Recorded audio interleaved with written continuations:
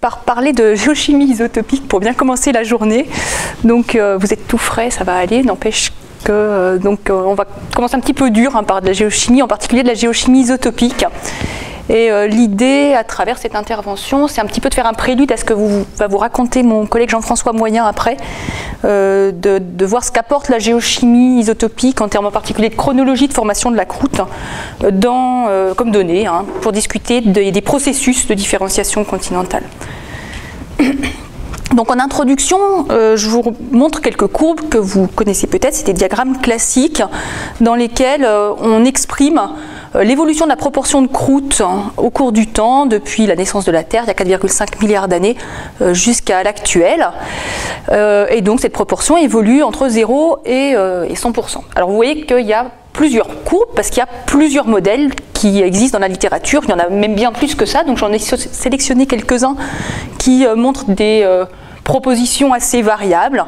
Depuis des modèles dans lesquels on imagine que la croûte se forme très rapidement au début de l'histoire de la Terre et puis après il ne se passe plus rien, jusqu'à des modèles qui imaginent que au début il n'y avait pas de croûte continentale et puis que cette croûte s'est formée à un moment donné de l'histoire de la Terre de manière brutale et puis maintenant il se passe à nouveau plus grand chose, jusqu'à des modèles de formation de croûte comme le orange là ou le bleu qui suggèrent une proportion de croûte qui augmente continuellement au cours du temps depuis la formation de la Terre jusqu'à l'heure actuelle, soit de manière assez régulière, soit comme dans cette courbe bleue ici avec des paliers. Il y a même un modèle un peu original qui suggère qu'il y a un moment où il y a eu plus de croûte qu'il y en avait à l'actuel, et puis que cette proportion a diminué au cours du temps. Donc on voit bien que la chronologie de la formation de la croûte continentale, c'est quelque chose de débattu, c'est débattu depuis le début des années 80, et c'est toujours débattu. Vous voyez les dates correspondant à la modélisation de ces différentes courbes, et donc on peut se poser la question de quelles sont les données qui permettent d'établir ce genre de modèle, et puis où est-ce qu'on en est maintenant, qu'est-ce qu'on peut dire sur la chronologie de la formation de la croûte continentale. Alors, on va commencer par regarder quels sont les témoins les plus précoces de la formation de la croûte, autrement dit. Bon, d'abord, la première question, c'est de savoir depuis quand est-ce qu'il y a de la croûte continentale sur Terre. Alors ça, c'est la carte du monde, établie d'après essentiellement des données stratigraphiques de terrain pour ce qui correspond à la croûte continentale. Et on sait depuis longtemps qu'il y a des parties du globe qui sont grosso modo plus anciennes que d'autres, tout ça en appliquant des principes de chronologie relative. Et depuis qu'on sait faire de la chronologie par radiochronologie, avoir des âges absolus, eh bien, les géochronologues se sont essayés à trouver les roches les plus anciennes de la surface du globe en allant chercher des échantillons dans des zones qui étaient identifiées préalablement comme des zones anciennes. Et vous voyez, il y a 1, 2, 3, 4, 5 groupes de roches qui ont été identifiés comme ayant plus de 3,8 milliards d'années sur Terre. Donc ce sont les roches les plus anciennes du monde, les roches terrestres continentales les plus anciennes du monde. Donc au Canada, au Groenland, en Chine, en Antarctique, et le record mondial est détenu par les gneiss d'Akasta qui ont été datés il y a 4,03 milliards d'années. Ces datations, elles sont toutes faites à partir de la datation de minéraux dont on va reparler tout le long au cours de cet exposé, qui sont des zircons. C'est des minéraux très intéressants pour deux raisons, au moins. La première, c'est qu'ils se forment dans des roches crustales. Il n'y en a pas dans les roches montéliques, donc ils se forment au cours de la cristallisation des magmas crustaux, et en particulier des magmas assez différenciés type granitoïde. Donc ils sont très représentatifs de la croûte continentale. Si on voit des zircons, ça veut dire qu'on voit des roches de croûte continentale. Ça, c'est la première propriété intéressante. La deuxième propriété intéressante, c'est que ces zircons sont très résistants à tous les processus possibles et imaginables. Donc une fois qu'ils se sont formés, ils sont là et ils y restent. Alors il peut y avoir du métamorphisme, la roche à partir de laquelle cet échantillon s'est formé peut avoir été érodé, resédimenté ailleurs, etc. Ces zircons, souvent, il en reste des morceaux au moins, qui vont témoigner de leur toute première cristallisation dans le magma d'origine cristal. Donc vraiment, on va parler de ces zircons tout le temps parce que ce sont nos témoins privilégiés de formation de la croûte. Et troisième propriété intéressante, ils peuvent être datés, et ils peuvent être datés par la méthode uranium-plomb. On va en parler un tout petit peu après. Donc, ce sont ces zircons qui sont utilisés pour dater les roches dont on a parlé sur la diapositive précédente. En fait, tous les âges qui font foi sont des âges uranium-plomb sur zircon à l'heure actuelle, tous ceux que je vous ai montrés précédemment. Donc ces roches les plus anciennes qui ont été datées sur Terre, ce sont les gneiss d'Acasta. Et donc voici les zircons issus de ce gneiss. Alors ce gneiss avant, initialement, c'était des granitoïdes qui ont été métamorphisés. Ce qu'on date avec ces zircons, c'est l'âge de la formation de ces tonalites, ces granodiorites, donc de ces roches magmatiques d'origine crustale. Alors, juste un petit rappel, mais je vais passer très vite, vous aurez ça sur le PowerPoint. Donc, toutes les datations qui font foi, comme je vous l'ai dit, ce sont des datations uranium-plomb. Je vous rappelle, parce que ce n'est pas les systèmes forcément les plus classiques, qu'il y a en fait deux systèmes qu'on utilise, la désintégration du 238U en 206 Pb, du 235U en 207 Pb, et ça nous donne deux systèmes sur lesquels on peut appliquer les équations classiques de la géochronologie. Donc, je vous rappelle que le fils... ici, le fils 206 Pb, celui qu'on peut mesurer maintenant, c'est celui qu'il y avait au départ, plus ce qui a été ajouté par la radioactivité. Et ce qui a été rajouté par la radioactivité, ça dépend évidemment de la quantité d'éléments pairs, plus il y a de pairs, plus il y a de fils, et puis ça dépend du temps qui passe. Alors les zircons, ils ont une propriété intéressante, ils ont plein d'uranium et pas beaucoup de plomb, donc quand ils se forment, ils incorporent de l'uranium et pas de plomb, donc on va pouvoir considérer que ce qu'il y avait au départ, c'est nul, on a des moyens de tester ça, mais on va pouvoir considérer qu'en gros c'est nul, et du coup le plomb qu'on mesure, c'est essentiellement ce qui est produit par la désintégration radioactive, donc pour le 206 Pb du 238U et pour le 207 Pb du 235U. Comme on a deux systèmes qui fonctionnent en parallèle, on a coutume d'étudier ces systèmes en parallèle et on fait en fait deux représentations graphiques pour traiter les données. L'un qui s'appelle la courbe Concordia, qui revient à reporter le rapport fils sur pair de l'un en fonction du rapport fils sur pair de l'autre, dans un diagramme donc. Et donc on obtient une courbe comme celle-ci, graduée en temps. Là, le passé, 4,5 milliards d'années, la naissance de la Terre, là, l'actuel. Et donc, ça veut dire que si je mesure le rapport 207 Pb sur 235U dans un zircon et le rapport 206 Pb sur 238U dans le même zircon, le zircon devrait se trouver quelque part ici sur cette courbe. Admettons que ça me donne un point ici, je vais pouvoir en déduire que le zircon a 4 milliards d'années. L'intérêt de ces diagrammes, c'est qu'on voit quand il y a un truc qui ne va pas, c'est-à-dire que si le point tombe en dehors de la droite, c'est qu'il y a un souci. La courbe, pardon, c'est qu'il y a un souci. Je vais vous montrer aussi des diagrammes dans lesquels on représente les choses d'une manière un petit peu différente. Simplement, donc en manipulant les équations, on peut arriver à exprimer le rapport isotopique du fils, 207 Pb sur 206 Pb. Donc ça, c'est celui qui est issu de la désintégration du 235 et celui-là du 238. Et donc, on a un rapport en fonction du temps. On utilise le rapport inverse de celui qu'on a mis tout à l'heure, le père sur le fils pour le système 238U sur 206 Pb. On a deux équations qui ne dépendent que du temps, donc je peux tracer la courbe de ce rapport-là en fonction de celui-ci, et j'ai ce qu'on obtient, un autre type de concordia, ce qu'on appelle une concordia inverse. Donc c'est un peu le même principe, je mesure ce rapport-là et celui-ci dans un zircon, je regarde où il tombe sur la courbe, en gros le principe est là, et j'en déduis l'âge de ce zircon. Donc voilà, toutes les données importantes concernant l'âge de la croûte sont faites en utilisant ce type de système. Donc par exemple, les zircons des gneiss d'Athabasca, ils ont été datés par cette méthode. Donc c'est dans une concordia inverse.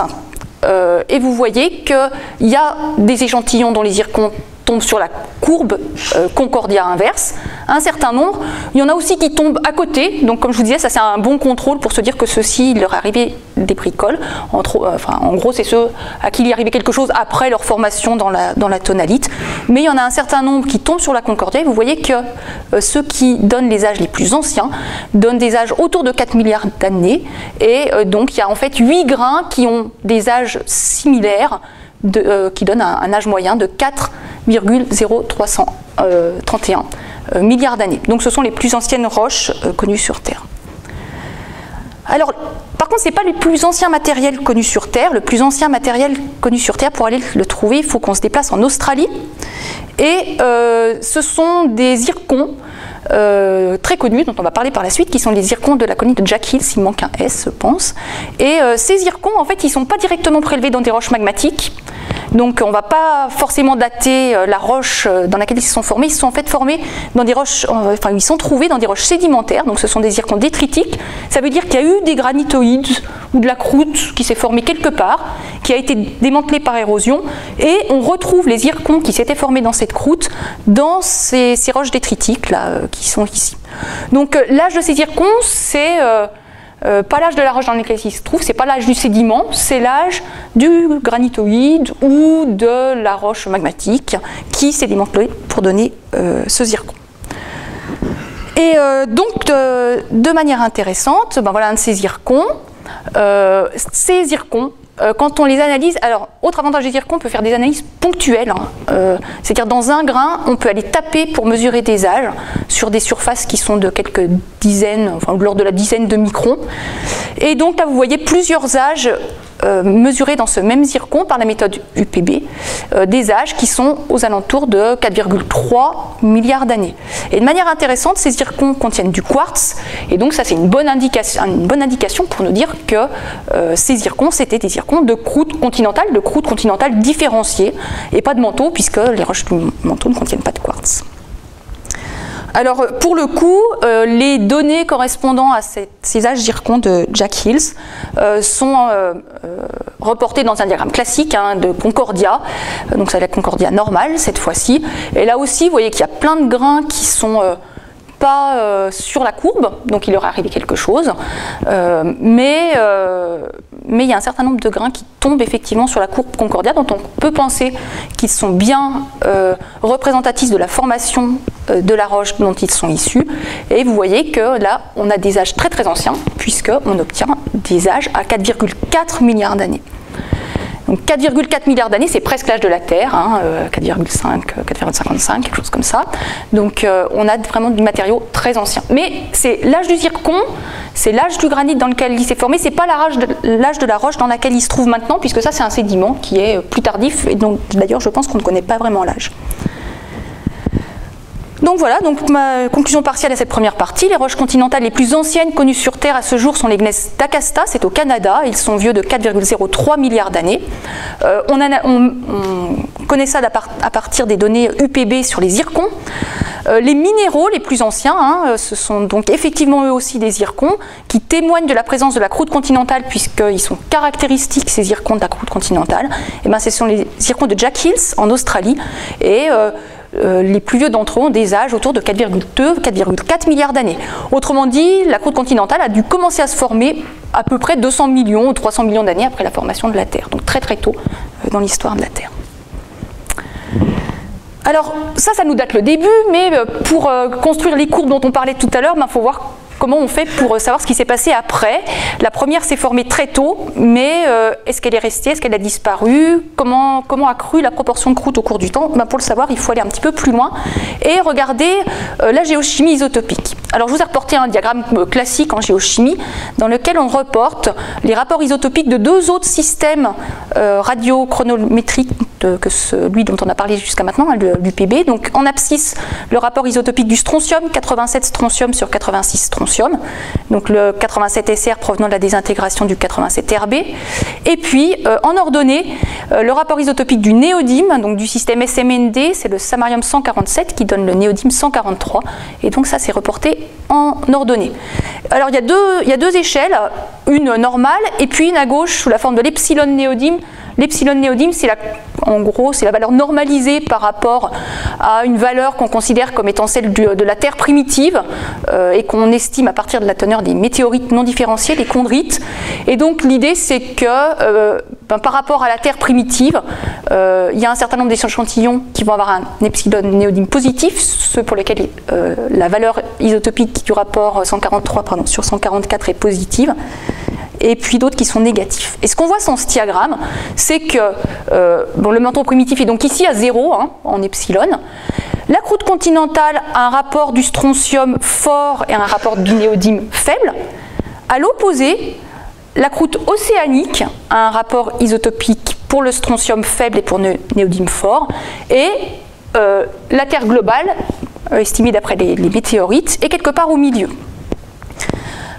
Autre point important, vous voyez que la croûte continentale, c'est un gros pavé, donc ça veut dire qu'elle est très hétérogène en termes de composition isotopique. Alors, il faut que je vous explique encore une petite chose avant d'utiliser ce diagramme. Donc ça, ce sont les morbes, donc les basaltes de rides océaniques. Et les morbes, c'est notre meilleur moyen d'échantillonner le manteau à l'heure actuelle de manière indirecte. L'idée, c'est que quand la croûte océanique se forme à partir de la fusion partielle du manteau, eh bien, elle va emporter avec elle son néodyme, son strontium, avec la composition isotopique qui va être directement héritée du manteau à partir duquel il se forme. Donc, si je mesure la composition isotopique des basaltes, eh bien, maintenant, là, ceux qui se forment maintenant, cette composition isotopique, elle nous dit quelle est la composition du manteau qui est sous nos pieds, et celui-là, il est inaccessible. Les forages dans les fonds des océans ne nous permettent pas d'aller aux profondeurs du manteau à l'heure actuelle. Donc c'est un moyen indirect, ces basaltes, pour échantillonner le manteau. Et donc, qu'est-ce que ça nous suggère? Ça nous suggère qu'il y a deux...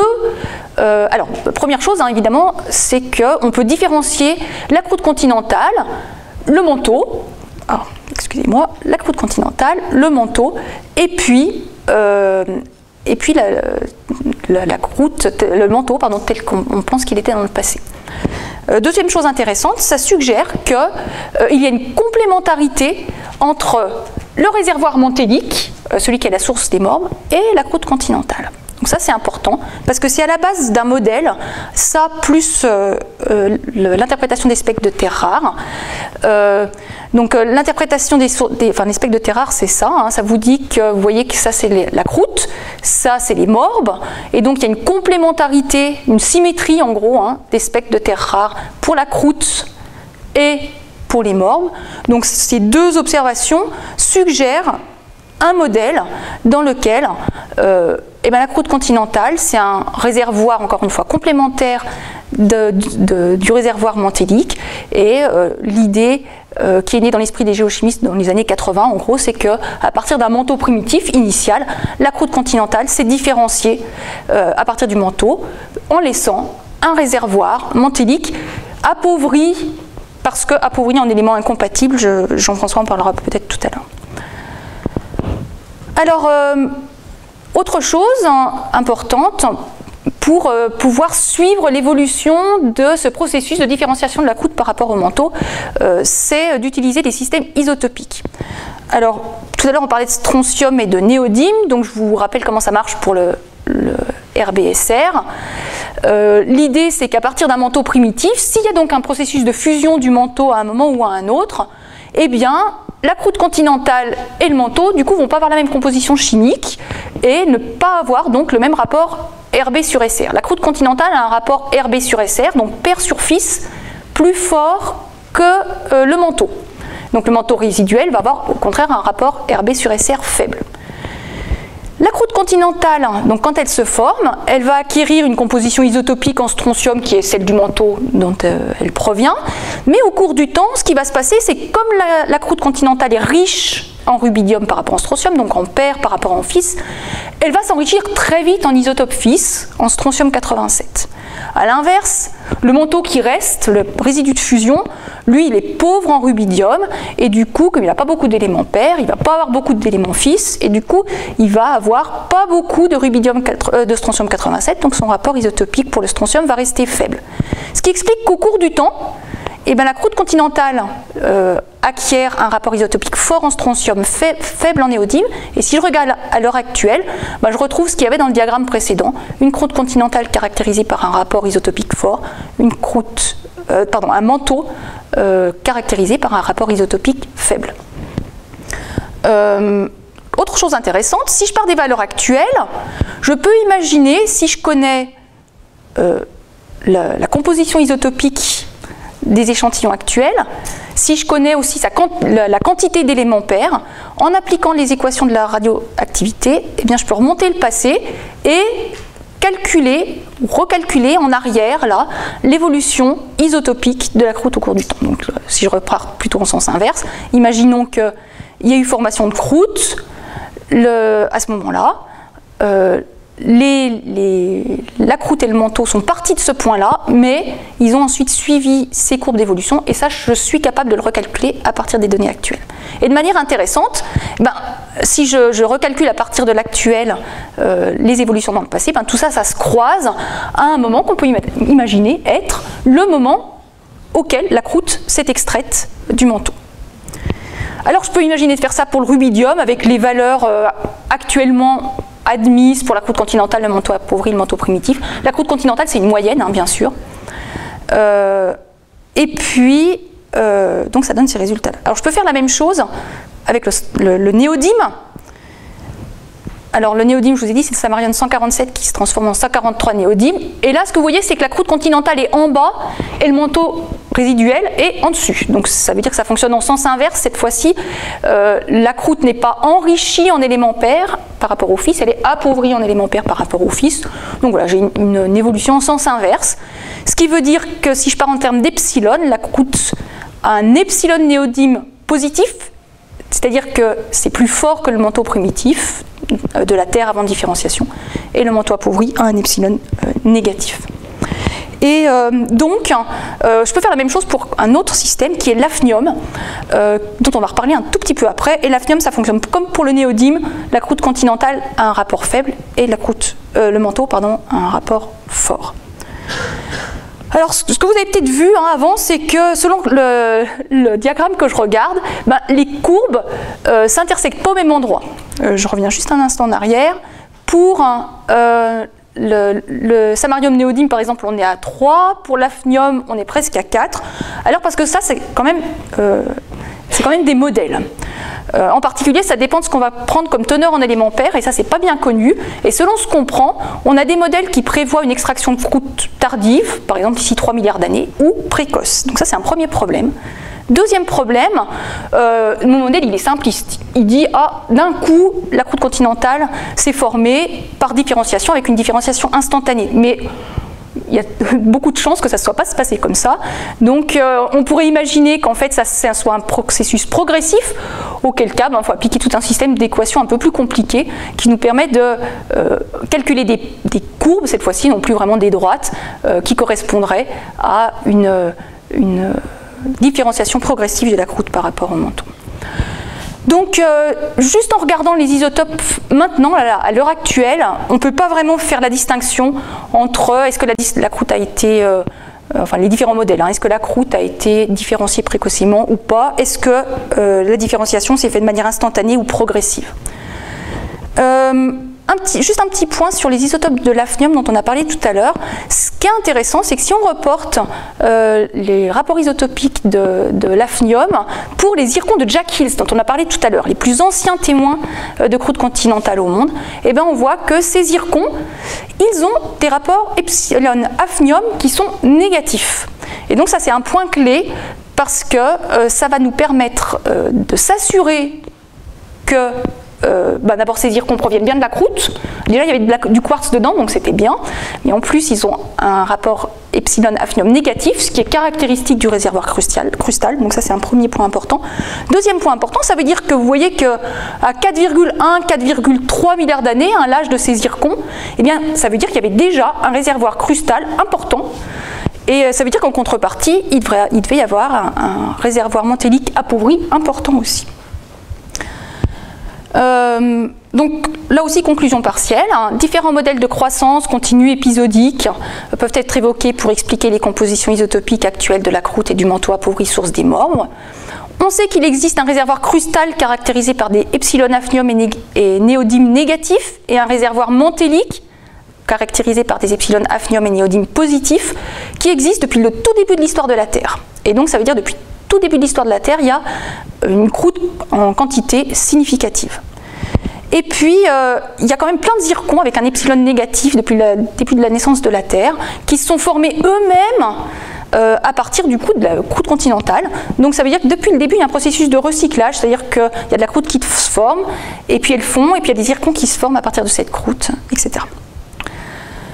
Alors je termine juste en quelques minutes pour voir comment on progresse du coup pour construire les courbes, parce qu'on a vu qu'il y avait de la croûte à partir de 4,5 milliards d'années, on a vu que maintenant il y avait des réservoirs distincts, mais là encore ce qui s'est passé entre les deux, pour l'instant on n'a pas les moyens de savoir comment on fait pour le discuter.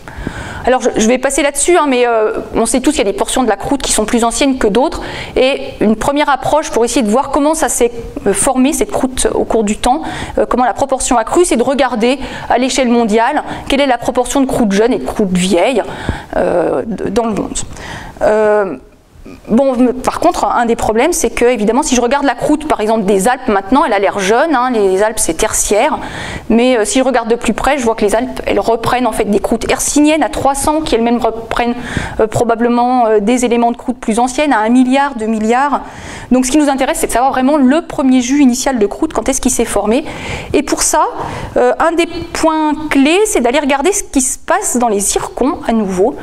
Et pour avoir une vision un petit peu globale, ce qu'ont fait les gens, c'est qu'ils se sont amusés à collecter toutes les données uranium-plomb sur les zircons partout dans le monde, pour essayer de construire des courbes qui montreraient comment évolue la proportion de croûte au cours du temps. Et on a des courbes de ce genre. Alors, il y en a plusieurs, hein, selon qu'on prend juste les zircons qu'on prend directement dans les granites, ou si on regarde ceux qui sont resédimentés dans des sédimentations, dans des sédiments détritiques. Mais on voit bien que, alors donc ça c'est le nombre de zircons en fonction du temps, hein. On voit bien qu'il y a des endroits, des périodes de l'histoire où il y a plein de zircons. Par exemple ici à 2,7 milliards. Et il y a des endroits pour lesquels on n'a pas beaucoup d'enregistrement d'âge sur les zircons. Et donc il y a des pics, 2,7 milliards, 1,8 milliard, 1,6 milliard, 300, qui pourraient correspondre à des périodes accrues de formation de croûte continentale, parce qu'il y a plein de zircons qui témoignent de formation de granitoïdes, ou en tout cas d'échantillons crustaux à ces périodes-là. On peut voir aussi les choses d'une autre manière. Ça veut dire qu'il y a peut-être des moments où la croûte est bien préservée, et puis il y a des moments où il n'y a pas de croûte qui est préservée. Hein, c'est une autre manière de voir les choses. En tout cas, ce type de graphe suggère qu'il y a une épisodicité dans la croissance de la croûte, et que ça ne s'est pas fait en un stade, mais que ça se fait périodiquement au cours du temps. Et il est tentant, hein, quand on regarde ces âges, de mettre ça en relation avec l'histoire de la tectonique des plaques un peu à grande échelle. Hein. Ça c'est l'hercynien, ça c'est le panafricain, ça c'est l'eurogenèse, zut, je vais y arriver, granvillienne.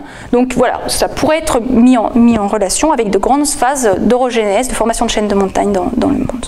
Donc première chose.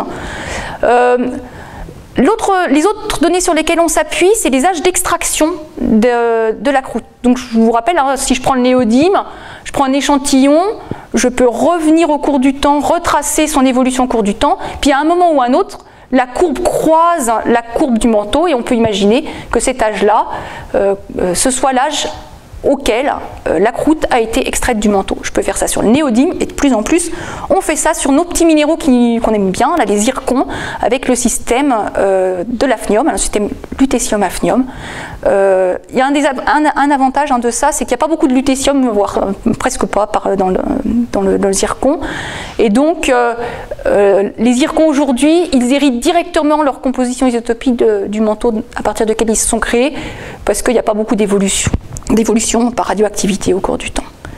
Donc ça fournit un set de données qui donne les âges d'extraction, c'est ici en vert, de la croûte au cours du temps. Et donc sur ce schéma, hein, j'ai reporté en fait deux choses. Les âges d'extraction de la croûte mesurés par cette technique, hein, qu'on appelle la technique des âges modèles, dans des zircons. Et puis ça, c'est les âges UPB des zircons. À gauche, il y a aussi une vision en carte, hein, ça c'est des âges modèles faits à partir du néodyme sur la croûte nord-américaine. Et donc ça permet d'avoir une idée globale, à un petit peu grande échelle, de la manière dont s'est formée la chronologie de la formation de la croûte au cours du temps. Alors si je regarde juste donc celle-ci c'est la même que tout à l'heure, hein, c'est les pics d'enregistrement des âges sur les zircons. Si je regarde les âges modèles, les âges d'extraction, ce que je vois c'est qu'il y a un pic autour de 2,5, ce qui tente à montrer la même chose que montraient les âges, qu'il y a à ce moment-là peut-être quelque chose qui se passe qui fait qu'il y a quand même une phase accrue de production de croûte continentale. Je vais passer là-dessus. Et donc à partir de ces données, en particulier, je reviens là, en intégrant ces courbes, hein, là c'est le nombre d'âges modèles au cours du temps, là c'est le nombre d'âges uranium-plomb obtenus sur les zircons au cours du temps. Ces courbes, je peux les intégrer, donc je peux sommer chaque pas en temps pour arriver à des courbes cumulées qui sont celles-ci, qui sont des courbes qui sont les mêmes que celles que je vous ai montrées au tout début, dans lesquelles on représente l'évolution de la proportion de croûte au cours du temps. Donc ça c'est la courbe construite à partir des âges précédents à partir des âges modèles d'extraction à partir du manteau, et ça c'est la courbe intégrant les âges uranium-plomb à partir du manteau. Et vous voyez que ça donne des courbes avec des croissances assez continues, et c'est pas quelque chose de complètement épisodique avec un seul stade, hein, c'est des courbes de croissance continue. Et ça c'est vraiment les courbes les plus récentes, hein, qu'on trouve dans la littérature. Autrement dit, et pour conclure, il y a différents modèles de croissance de croûte, mais ce qu'on fait avec les techniques les plus modernes, hein, en particulier d'extraction des âges modèles hafnium à partir des zircons, eh bien, ce sont des courbes qui sont plutôt des courbes avec des croissances qui sont continues, soit régulières, soit un petit peu épisodiques, hein, ce que suggèrent ces pics d'âge UPB sur zircon, mais on en est plutôt à des courbes de ce genre quand on utilise les données isotopiques. Donc les interprétations récentes, hein, sur les zircons, donc les âges modèles hafnium, les âges UPB tentent à montrer une croissance épisodique, comme je vous l'ai dit, avec des pics de croissance qu'on peut lier à la dynamique globale. Et quand on intègre ces données, eh ben, on a généralement des courbes de croissance qui montrent une croissance progressive, avec en particulier une adjonction de croûte, y compris maintenant, hein, c'est-à-dire que, ou en tout cas dans les temps très récents, c'est-à-dire que c'est un processus d'accumulation qui continuerait à l'actuel, ou en tout cas jusqu'à des périodes assez récentes. Donc mes conclusions globales, hein, de tout ça, ce qu'il faut retenir des données isotopiques, c'est que la première croûte s'est formée juste après la naissance de la Terre, il y a plus de 4,3 milliards d'années, que le modèle classique de croissance crustale, qui était basé sur l'évolution de la composition en terres rares, en particulier, j'en ai pas parlé, sur les âges UPB de la croûte à l'affleurement, sur des âges moyens d'extraction dans les systèmes RBSR et SMND, considérait une croissance préférentielle à environ 3 milliards d'années. Mais les données les plus récentes, hein, qui permettent de construire les courbes de croissance, suggèrent premièrement qu'un réservoir crustal existe depuis le tout début de l'histoire de la Terre, donc il doit y avoir de la croûte continentale qui existe et qui commence à s'accumuler depuis le tout début de l'histoire de la Terre, depuis les premières centaines de millions d'années. Donc que la croissance crustale, elle a été progressive au cours de l'histoire de la Terre, donc c'est pas un épisode et puis c'est terminé, il se place plus rien, même si probablement maintenant c'est un peu ralenti, en tout cas ça a été progressif au cours de l'histoire de la Terre.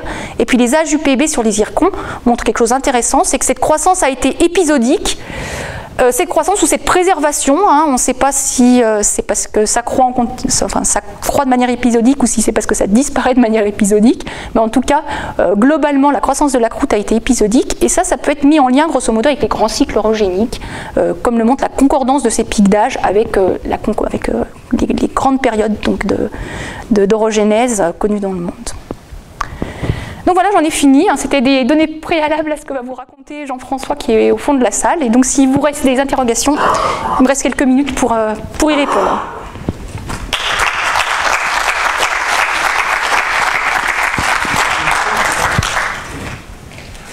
Je passe ça et je me rassois. Tu te rassois ? On a donc un quart d'heure de questionnement. On préfère que vous parliez dans le micro, même si ça alourdit un peu les temps de passage de micro, mais pour l'enregistrement, la qualité sera meilleure. Dans le micro. Donc comme c'est toujours dur de poser la question, on passe à la deuxième, c'est ça? Je vais essayer de ne pas être trop technique.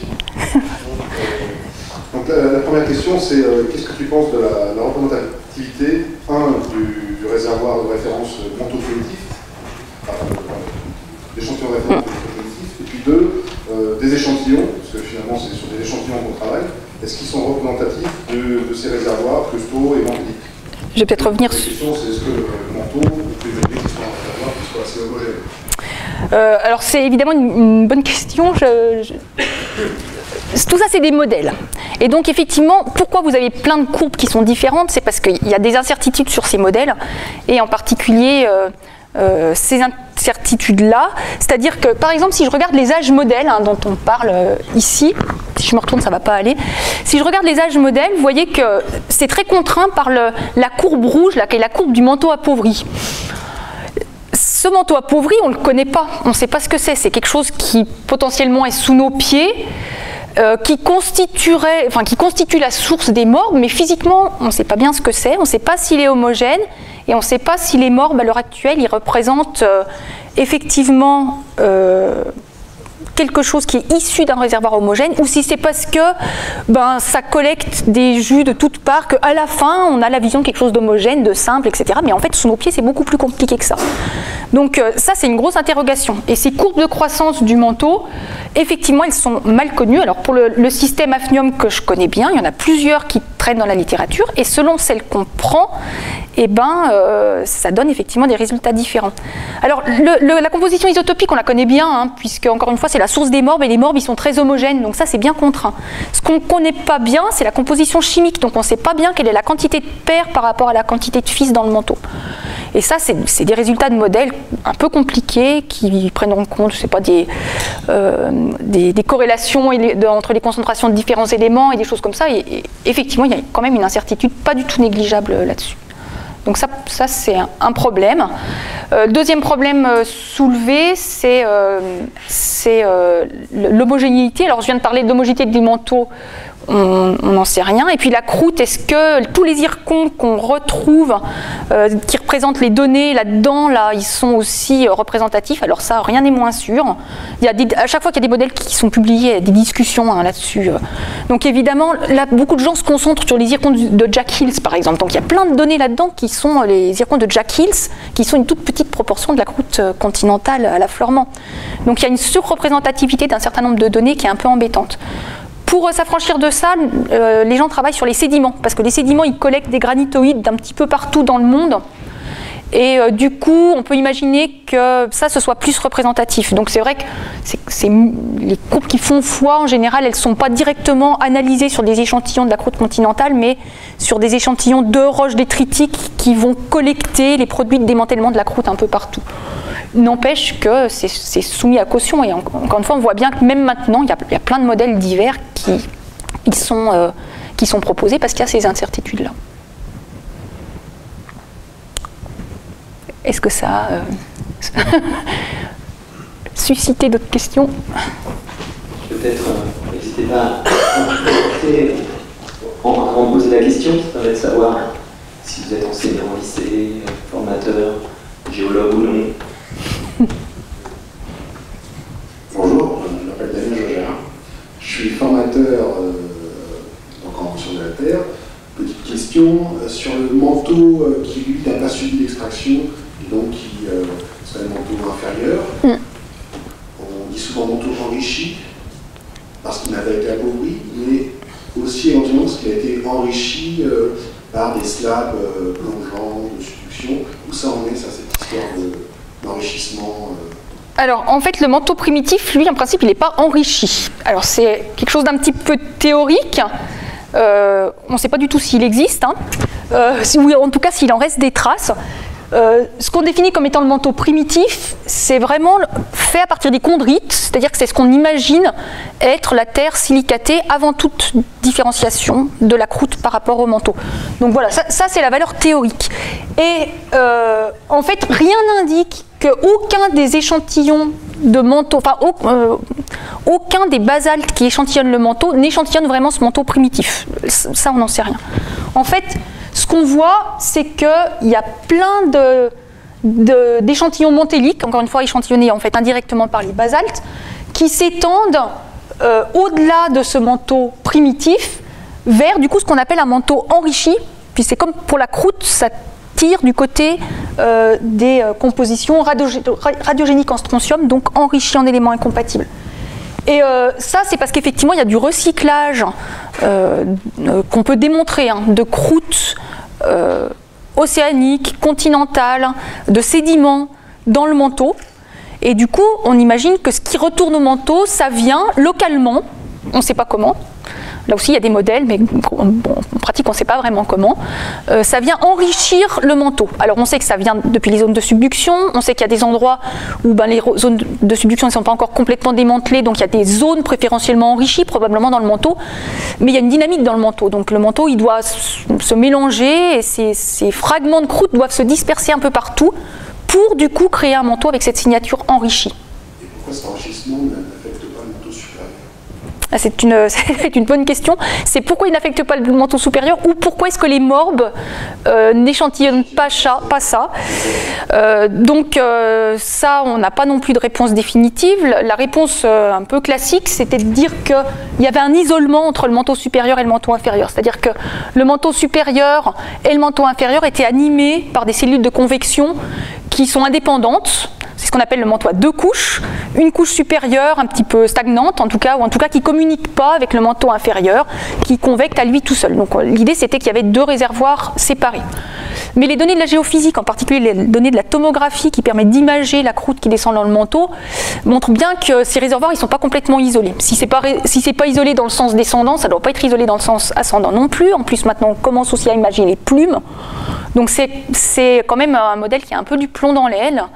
Alors maintenant, il y a d'autres modèles en fait, qui visent à considérer qu'il y a un mélange, mais il y a un mélange qui se fait imparfaitement. Donc peut-être c'est pas supérieur-inférieur, peut-être qu'il y a en fait plus ou moins des espèces de blobs, de croûtes qui restent isolées dans le manteau.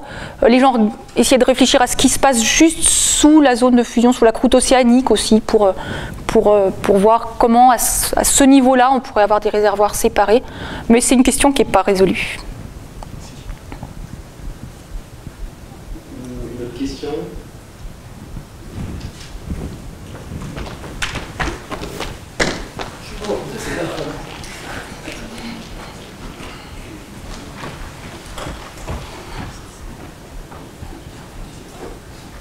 Bonjour, Cyril Langlois, de Lyon, formateur en géologie.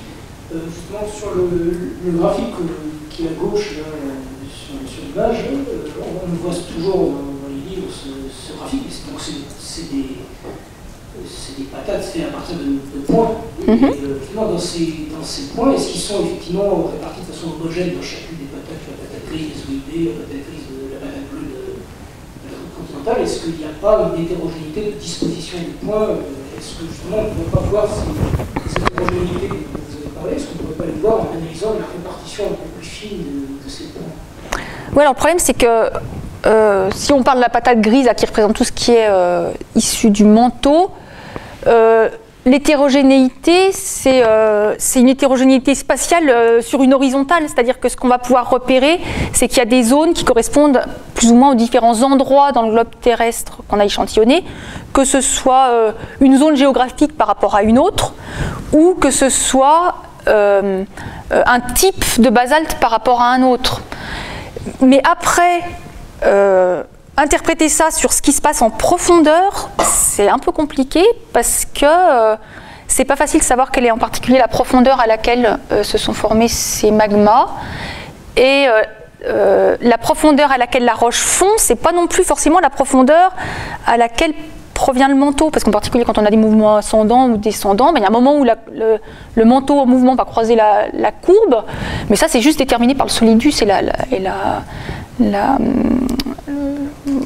l'endroit du coup dans le globe terrestre où se trouve le manteau, hein, la position en profondeur. Donc c'est une piste hein, évidemment de regarder ces hétérogénéités, il y a des alignements, etc. Mais c'est quand même compliqué. Donc les gens qui réfléchissent là-dessus, ils réfléchissent quand même à partir de ce genre de données. C'est-à-dire qu'ils vont effectivement regarder à différents endroits du globe comment c'est disposé. Et voilà, c'est vraiment une donnée importante à la base pour faire des modèles. Mais c'est pas si simple que ça. Je veux dire, c'est une donnée parmi d'autres, cette hétérogénéité de la répartition. Mais il faut que ça soit combiné avec effectivement les données de la tomographie, les données de la pétro expérimentale, etc. pour arriver à déchiffrer les choses. Merci. Je vous propose qu'on arrête là le temps de questions pour essayer de respecter le thème de la journée, quitte à revenir.